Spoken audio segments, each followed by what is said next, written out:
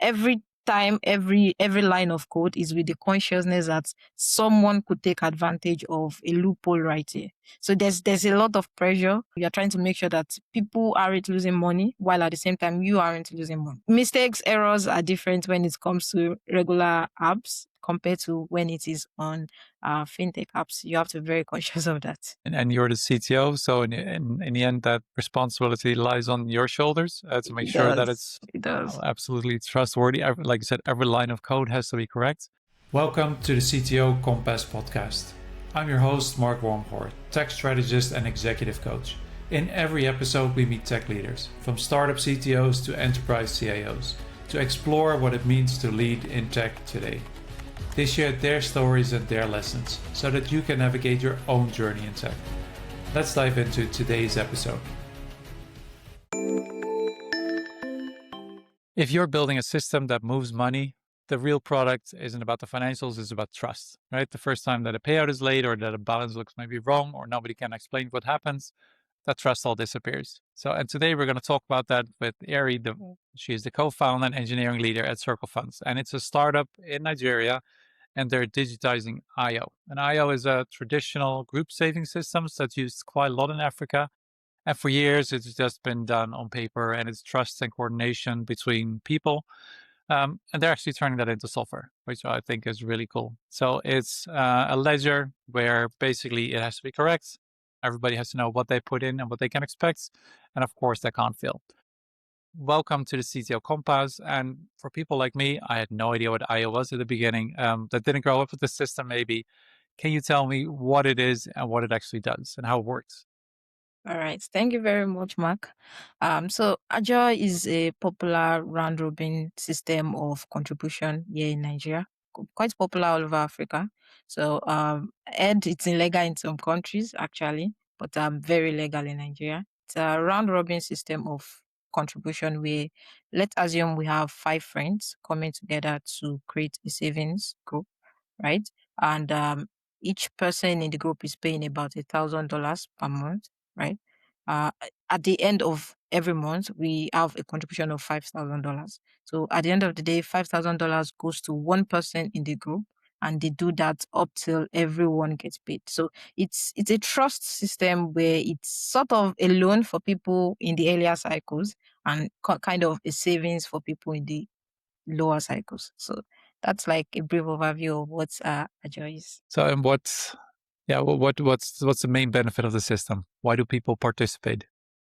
Yeah, people participate because it's a way to get money up front without a lot of interest of it. Because if you are contributing it to friends, like I mentioned earlier, it's a trust system, right? So it's expected that most of the people coming together to form these groups are familiar with each other, they are friends with each other, they have a relationship some in some kind of way.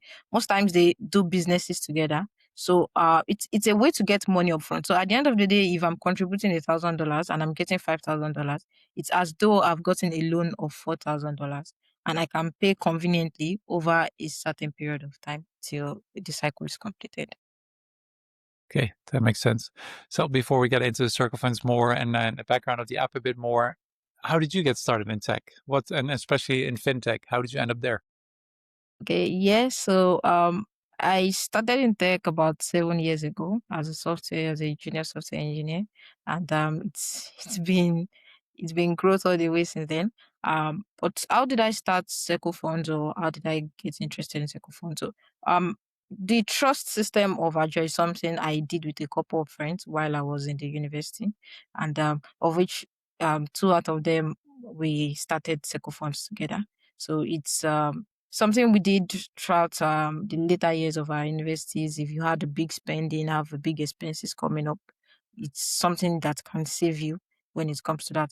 And when we finished university, we just thought this is a nice thing to automate because it's kind of a manual process. It's heavily dependent on the admin. And at the end of the day, likely since they are friends, the admin is not making anything of it at the end of the day. So it's like the admin collects the contribution, reaches out to people who are defaulting, trying to make sure everybody contributes, makes calculations, and still sends this money out to the person who's due for the collection. So we thought this would be a nice concept if we could automate this entire process. And that's how we started. Okay, so it makes sense. You started in the university and I think you build it up from there. What's it like doing a fintech startup in Nigeria today? So I mean, a lot of us and a lot of our listeners, they're in the West, either in North America or in Europe. What's it like doing a startup in Nigeria, especially in fintech? Yeah. So what it's like doing startup, it's one, I would say, kind of specific to the circle funds we are building, to the agile system we are building. I'd say it is a system where you kind of find it hard to kind of convince people sometimes to leave the traditional system they've been making use of to switching. But once they switch, they get hooked at the end of the day, right? But it's just more like, oh, why would I want to move from using WhatsApp groups to switching to an application to manage it? But by the time you get on board and you realize that everything is well automated for you, you get hooked at the end of the day. And also there's kind of a fraud problem. I don't think this is specific to only Nigerian fintech companies. I believe this is specific to every tech company that is into finance. Every time, every line of code is with the consciousness that someone could take advantage of a loophole right here. So there's a lot of pressure. Um, there's a lot of pressure. You're trying to make sure that people aren't losing money, while at the same time you aren't losing money. So that's what it is. That's what it's like building. They have to remember every time that mistakes, errors are different when it comes to regular apps compared to when it is on fintech apps. You have to be very conscious of that. And you're the CTO, so in the end, that responsibility lies on your shoulders to make It sure that does. it's It does. absolutely trustworthy. Like you said, every line of code has to be correct. Before we jump back in, here is something that I've learned from over 30 years of working in technology. The hardest part of leadership, it's not the technology, and it's not even the people or the teams. It's often that you're at it alone by yourself. There's no one in the room that fully gets what you're dealing with. There's no one that you can trust to discuss your decisions with. If that sounds familiar, find me on LinkedIn, Mark Wormgoor, and tell me what's in your mind. There's no pitch, just a discussion with somebody who's sat in that chair as well. Let's get back to it. You started as like almost a simple app savings app out of college. That was quite a few years ago. And when did you realize that it's actually a financial app and that it is so important that every line has to be correct? I think it started out as that way. Also, it started out as a fintech app. So it's from the beginning we've been collecting contributions and everything. So it's but there isn't like so much pressure. At the end of the day, you start simple, right? So there isn't that much pressure. You need to make sure happy part is correct, and regular fintech loopholes that could be taken advantage of, like race conditions, making sure you are putting all of those things into consideration, right? But then as you progress, you begin to see, now these are not loopholes that necessarily were taken advantage of, but you could see maybe in some configurations, maybe in some as time goes on, you see you have so many people that are using your platform. You have to be more conscious of like places where you store some secrets and all of those things. So with time, you start taking, even before any issue happens that causes you to want to take those steps. You just feel like, oh, the system is growing. You can't keep doing this. You can't keep saving some things here. You need to move them to a safer location. And what are, I mean, secrets, of course, I think for most software developments are really important. I mean, we've seen way too many data stores just end up on the internet somebody because somebody left a secret somewhere in their code on GitHub or somewhere else. What else do you do? So what do you do different from maybe a normal app to make absolutely sure that every line of code is correct and secure? Also, there is KYC done on every user that is onboarded. As much as possible, the app is based on trust, where people who know each other come to contribute. But we have also other features that are not necessarily only for people who know each other. So there's a feature we released like towards the end of last year, which is community treat. Now we aren't. It's possible you want to contribute amounts that aren't just for you and your friends. Maybe someone from your friend group couldn't afford it, or you want to do lesser than what your friends are doing, right?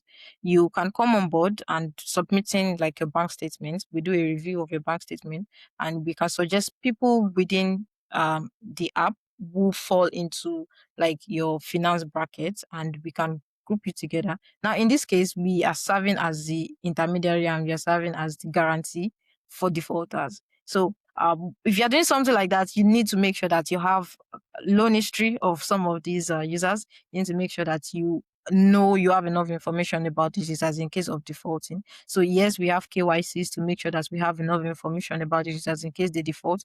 And you don't want to wait till they default, right? You want to mitigate some issues before you even get there. So you want to make sure that, okay, they have the capacity for this amount they are claiming they want to do. So either their salary earners, they get pretty high scores. It's like a credit score system where you rate users before they can join a community thrift. And that sounds, I don't know too much about the Nigerian financial system. I think in the Europe and the US, there's all these established procedures for KYC, but also for checking somebody's credit score, their credit history, their loan history. I mean, in the Netherlands, we have an agency that just deals with registering everybody that has at one point failed their loan or failed to pay up on their loan. So I think it's easy to check. How different is that in Nigeria? How hard is that? Yeah, so we have the open banking system in Nigeria, but it's I mean the government approved it already, but it's still kind of a theory right now, but because we have a data issue here in Nigeria. But at the same time, we have um bodies like CRCs, that credit bureaus that makes this data available. You can get credit history of users. But the issue with it is this data comes at a cost, right? They come at a cost, and sometimes you still have to reject these users at the end of the day. So there's trade-off between trying to decide whether you want to pay this amount for this user. Is this user going to generate enough revenue at the end of the day for you to spend such an amount on the user? So that's like but there's a data problem. The data is not very open and readily available. Also because of like there's some licenses that also makes it causes you to not have this data necessarily open directly to you. And it's because, I mean, if you build this between friends, I mean, friends trust each other and friends know each other. If you start in these open communities, I can imagine that that's just so much riskier to do.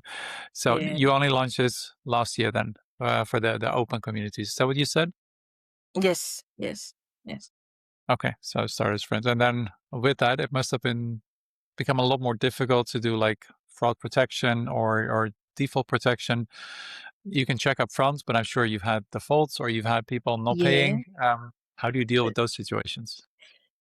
Well, I would say you count your losses sometimes, but contrary to what people might think, the default rate is extremely low, surprisingly low, I would say, at default rate. And I think it's because we made the bar for entry a little high.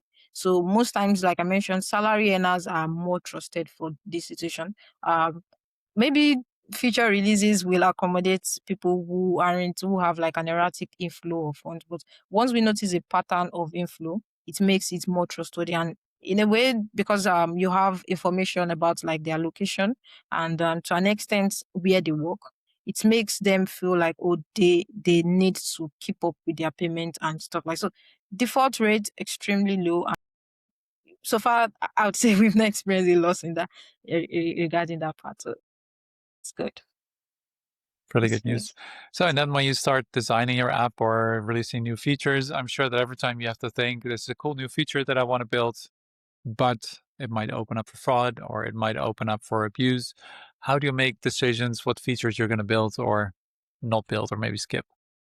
Yeah, so I think I would say I'm a little biased in a way because when it comes to that, because being a co-founder and also being a CTO, there's a trade-off between business, profit, and also trying to protect the system, right? So it's still about weighing it. There are features that it's totally fine to embark on a feature and realize that okay, we cannot make these entries so easy because we don't want to open ourselves up to fraud or even open other users up to fraud. So it's there's you just have to weigh the options. Does is this going to is this going to be what the profits or the income that comes from it, and also the engineering power, the engineering time it's going to take into this, is it also going to be worth it? Then also think about consider the risk side of things. So it's all about weighing it and weighing the options. And you started this alone, right? Or at least you start with the three of you, but you were the sole tech founder. You've now built a team. What does your team look like? How many engineers do you have, full time, part time? So right now we have about 6 engineers full time. It's quite a lean team. I mean, there are other people on other teams, but speaking of the engineering team, there's about six engineers. And sometimes we have consultation. People come in and go maybe to review your security setup and things like that. We also have like technical advisors sometimes too. Sometimes you want to take an approach to solving a problem. It's interesting that there's no problem you think you're facing, especially when it relates to regulations within the country, right? That someone hasn't faced before. So we have technical advisors when it comes to that. But speaking of the engineering team, the core engineering team, we have about six of the engineers outside. So, So, and how did you, because you started this out of university, how did you learn about building a team, growing a team? How did that team grow? It must have been a difficult process. What did it look like going from, yeah, just graduating university to leading a team of six now? yeah, so it's first, the other co-founders, we also have engineering backgrounds, so that made it easier. So it started with myself and the other co-founders building together. Both engineers, both co-founders are off development right now, right? But when we started building together. It's like sometimes you're not conscious when the growth actually happens. It's like, oh, I think we need someone to assist on this. We have this new feature, this really cool feature we need to build.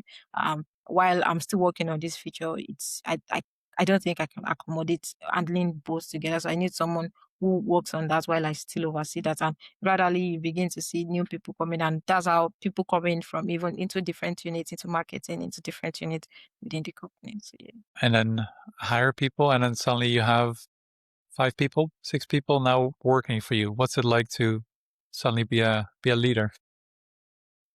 Yeah, so in this case, you kind of grow into it before you just notice one day and notice that, oh, you have more people you are mentioning in stand-ups, you have more people you put down your notes to give like reviews for. So it's not something you just notice that, okay, now I have five people, but it's something like you just wake up one morning and like, oh, now I have this amount of people on the team. So you kind of grow into it, and the fact that you ease into it makes it easy, because there was once a time you are managing just yourself, and then you realize that you have to put other people into consideration. But the fact that you ease into it and it's not a sudden thing makes it easy. And I would say the engineers are pretty independent, and they are doing very fine on their own, because that's one very important criteria you have to put into consideration when employing someone into a startup.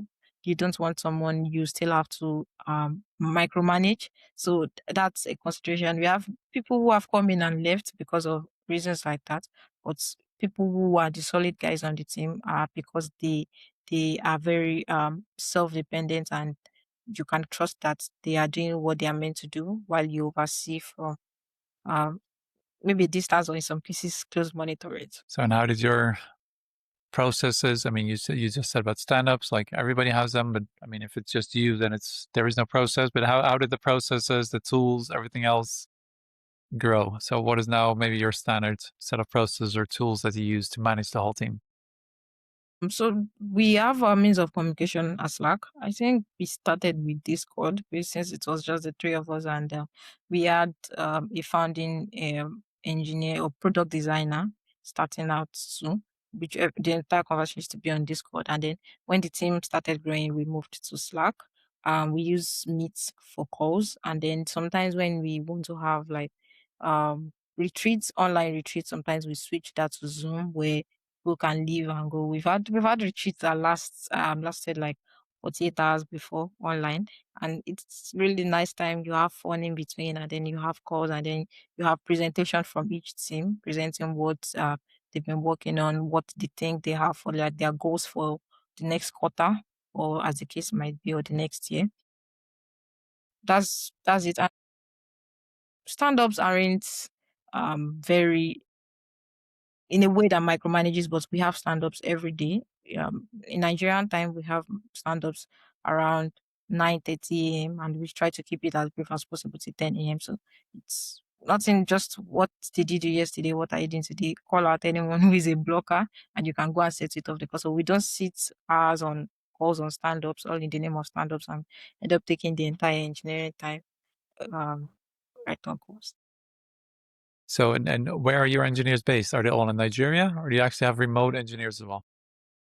They're all in Nigeria, but everybody works remotely from the comfort of their homes. And we have on-site retreats too. Sometimes we've held about 4 or 5 of them on site where we just stay together about 2 3 days, and we brainstorm ideas and everybody. Nice. So that's yeah, that helps. I think a lot of us work with remote engineers like from very far away. It helps if it's at least in country. And I know Nigeria is a big country, but still, Yeah. it's nice to get to bring people together and be able to actually sit together. So, and now that you've moved from like building yourself everything and engineering, and now you're say in leadership position as CTO and engineering leader, what does that changed about how you think about building the app and doing all the work? What's different now from 6 7 years ago when you started? Before it used to be the focus was mostly around making sure the code works, right? Your goal was mostly around making sure code works, making sure there isn't theft on the system and things like that.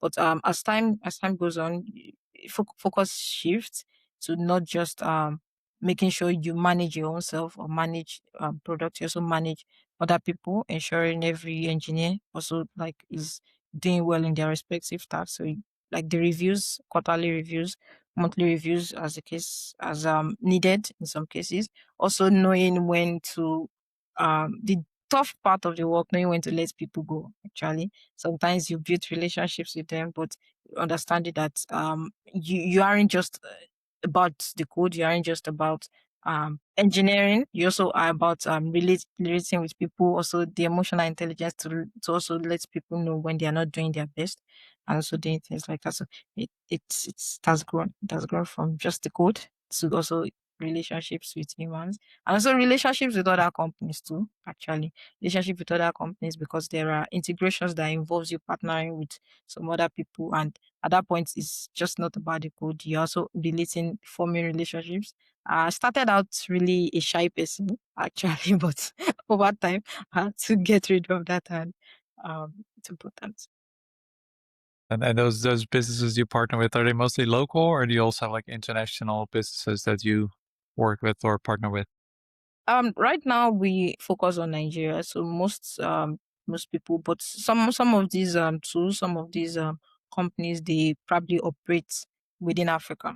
Do you get? But so at the end of the day, we are only dealing with the Naira sector of their products. A quick one before we continue. If you're getting something out of this conversation, please hit the subscribe button below. That way, other tech leaders can find us as well. I would really appreciate it. Let's get back to it. And you said you had to let people go. Of course, I mean that happens. I can sympathize how hard that is when that has to happen. Yeah. It's very difficult. What are like in the past year some of the biggest setbacks that you had, or the yeah things that really went wrong, and biggest lessons that you had to learn the hard way?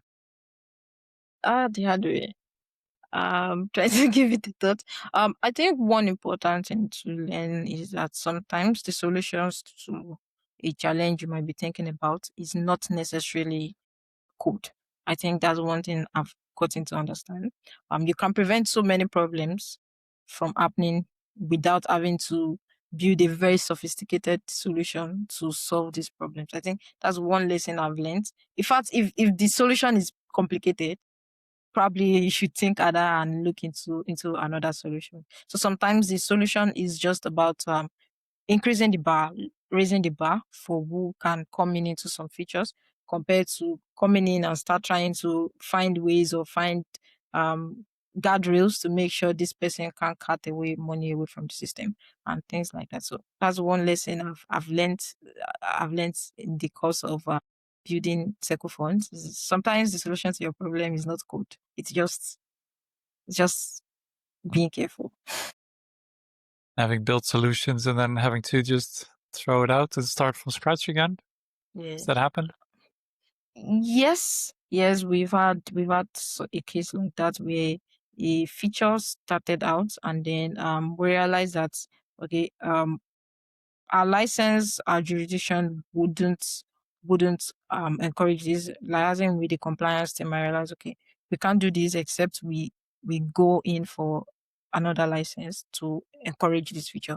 And is this something we are willing to embark on right now? And when you realize that not really, it isn't. There are even sometimes it's just even about the language. Like there are some words you aren't supposed to use. Like for example, you're not a loan system, using the word loans can puts you in trouble. So sometimes you have to check with the compliance team from time to time to ensure that you are on track and don't just take decisions that can put the company in problem. Yeah, makes sense. So, and that's all for compliance with the Nigerian laws and making sure that you stick to those.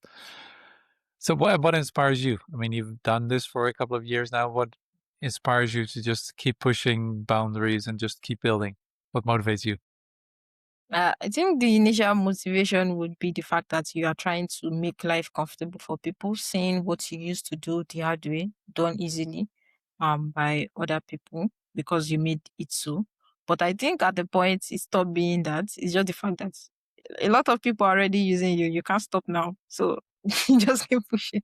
That's that's what I figured. You just realize that you just have to keep going. There's a lot of people. There's a lot at stake. At that point, it's no longer about like the initial interest. It's about the fact that you can already see a lot of people using it, and you're trying to satisfy your customers, no matter how little they are, or no matter how much they are, no matter how many people are complaining or want a feature. You need to also consider that okay, this we are here for these guys, and we need to make sure that we are here for them. I love that amount of users keeps pushing you forward, and just you have to keep building just because there are so many people using the app. I love that. So, and I was going to ask, what is then the future? I mean, this is now very specific to Nigeria.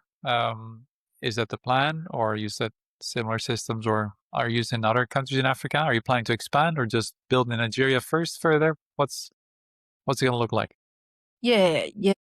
There are plans to extend to other countries, especially countries that has a lot of Africans in them. Nigerians migrate into new locations, especially as students. Sometimes they don't have a credit score, they can't really have access to loans in some of these countries. Via the app, they can be able to like because you have a credit score, a credit history that you have built on in Nigeria before you left Nigeria. So we're hoping that using that we can leverage on something like that to also help people outside the countries to come together, but building a trust system like that together. So yeah, we are hoping to extend into other countries with time, but all of that in works. I hadn't thought of that idea. I love that idea. Just making use of the Nigerians that emigrate to start building a foundation in other countries as well. And then, well, who knows where it's going to go from there? But at least you'll maybe have footing grounds in, I don't know, the UK or the US or somewhere else in Europe. That sounds so cool. Then, of course, this is the age of AI. I'm going to ask anyway. What are you guys doing? Where are you guys Yeah, using it? yeah. We use it in the community treat. Remember, I mentioned that we access your bank statement, and this is not because you can't build a tool for every bank statement. There's so many banks in Nigeria. Some are popular, some aren't. So you can build the same tool. You can build a single tool every time you want to integrate each new bank for their bank statement. So what we did is we have this model that assesses your bank statement, and so makes deductions. We even have a feature out of it actually exposed to the users within 7 days of us accessing your bank statement. We can let you know where your money is going, what consumes your money. We just it's a fun feature for you to be able to assess like, oh, how have I been spending my money? What have I been what have I been doing? Help you make better financial decisions at the end of this. So we also make use of AI too. That's cool. I love that. And so even in yeah, like I said, we don't know, I don't know too much about Nigeria, so I love that even there you're just using AI to analyze bank statement, and it almost sounds like anyone else would do. I love that. I didn't ask this, but I am interested. I couldn't find it anywhere online, so I'm going to ask you the question. If you don't answer, it's fine. Are you guys bootstrapped, or did you actually get funding somewhere along the way as a startup? We bootstrapped, started with bootstrap, then we have family and friends round. But right now we are still like trying to get into some venture capital. But yeah, That's how it's been so far.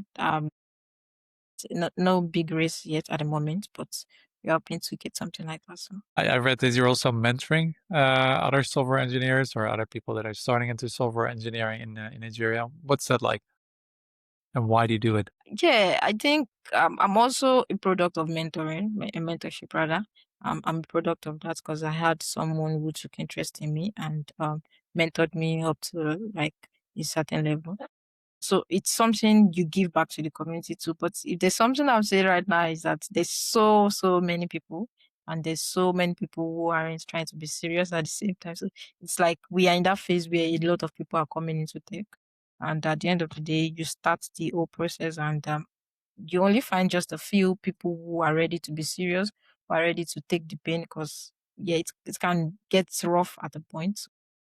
That's how mentorship has been. Yeah. Yeah, and I also love what you do. I mean, we see, I will personally work a lot with country in the Philippines, but I mean, a lot of engineers from, yeah, maybe poorer countries, they tend to just go and work remotely for, right, European, US companies.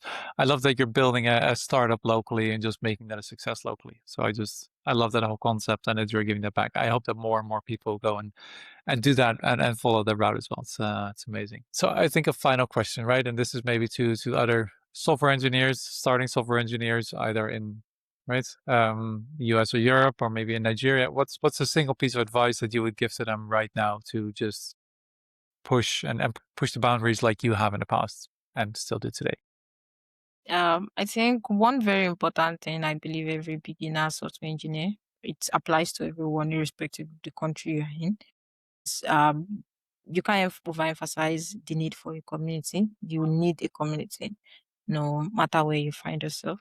You need a community. There are a lot of self-made software engineers, but at the end of the day, I would say it's still because someone helped you. You need a second eye to view whatever challenge you're having rather than spending so much time looking into a problem. Also, you get fresher insights. Whatever solution you think you have to a problem, there's somebody else who probably has given it a thought and has a better approach to it. Communities is always very important, no matter where you find yourself. You should have a community. I love that also because that's exactly the kind of system that the app that you're building is all around community. So I love Yeah. that. That Yes. comes Yeah. full circle. Yeah. Um, yeah, I think it's been incredible having you on. Thank you very much. I love that. If people want to go and find you or yes, the app Circle Funds, where can people find you? Yeah, so the app is available on Play Store and our App Store, but our official website is secofund.io. You can just type in secofund.io in your browser and you can find more information about us. Cool. Thank you. And of course, we'll put that in show notes for everyone to read. But thank you very much, Ari. It's been incredible having you on. Thanks. Yeah, thank you. As we wrap up another episode of the CTO Compass, thank you for taking the time to invest in you. The speed at which tech and AI develop is increasing, demanding a new era of leaders in tech. Leaders that can juggle team and culture, code and infra, cyber and compliance, all whilst working closely with board members and stakeholders. We're here to help you learn from others, set your own goals and navigate your own journey. And until next time, keep learning, keep pushing, and never stop growing.